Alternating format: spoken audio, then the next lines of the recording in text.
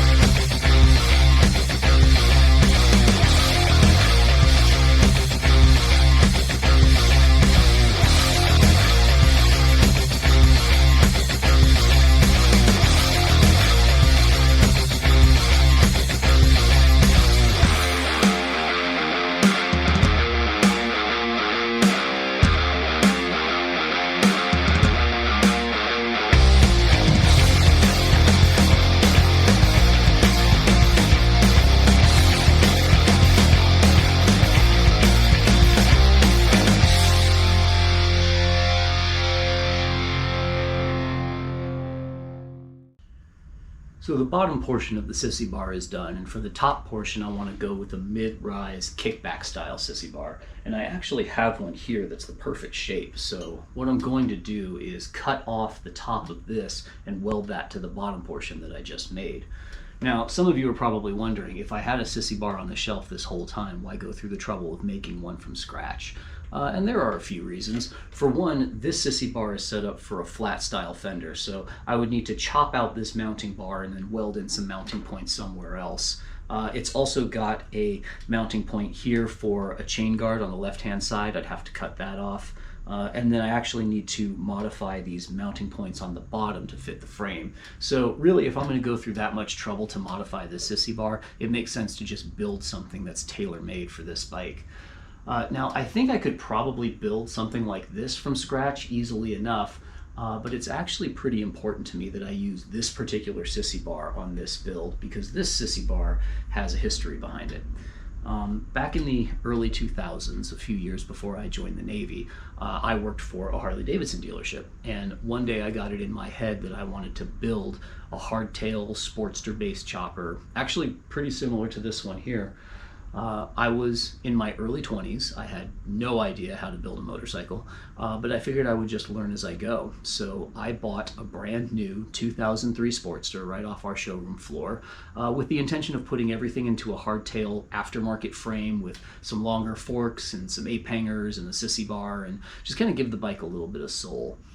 I didn't have very much money, so I would take a little bit from each paycheck and save it away, and very slowly I started collecting parts and tools and things I was going to need for the build, and in the meantime I decided I was just going to ride around on the stock bike and enjoy it from the factory. Now, one night I was riding that bike and some jackass coming from the opposite direction turned left in front of me, and I T-boned him, ended up totaling the bike. So I never got a chance to build that chopper. But before the accident, one of my coworkers gave me this Sissybar because he thought it would be perfect for the style of bike that I was going for.